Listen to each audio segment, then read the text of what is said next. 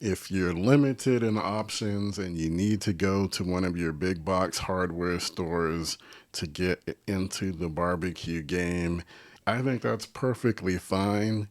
Are there good options at these types of stores? Good quality, good value for the money? I would say the answer is yes. Hey barbecue family, before we continue with the video, I'd like you to do me a favor and consider doing two things. One, go to backyardsmokemaster.com and sign up to receive email from me. This will ensure that you don't miss any new videos when I drop them. And two, I'm starting a new private barbecue community of like-minded individuals who basically want to share information, share recipes, and talk about all things that we love barbecue.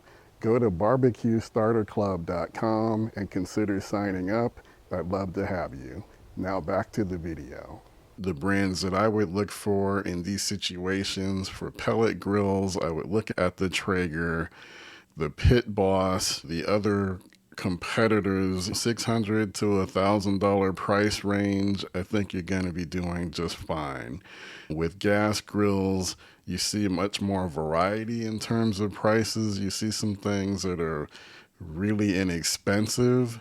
I would advise to stay clear of anything that's less than $400. I think $500 and up is where you want to be. The more pricier it gets, the more options that are probably available to you, more cooking space, more burners.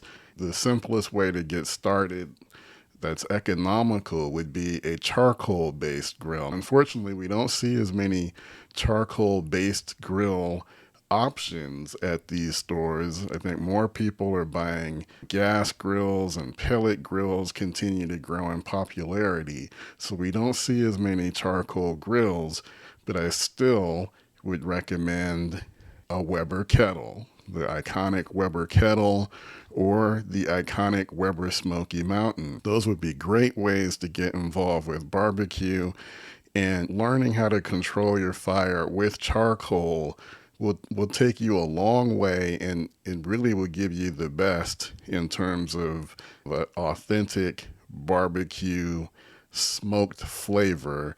There's levels. So the charcoal is going to be at the top, followed by pellet, followed by gas.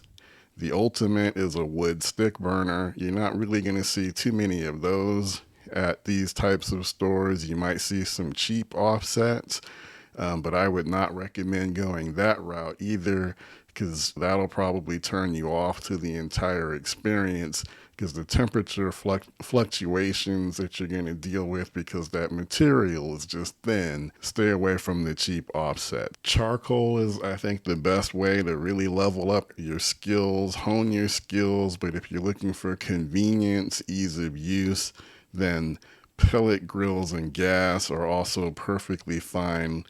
Just don't go too cheap when it comes to pellet grills and gas grills. Hey, this is Kenyatta Robinson. Thank you for spending time watching this video. Please leave comments. Take care. I'll see you in the next one.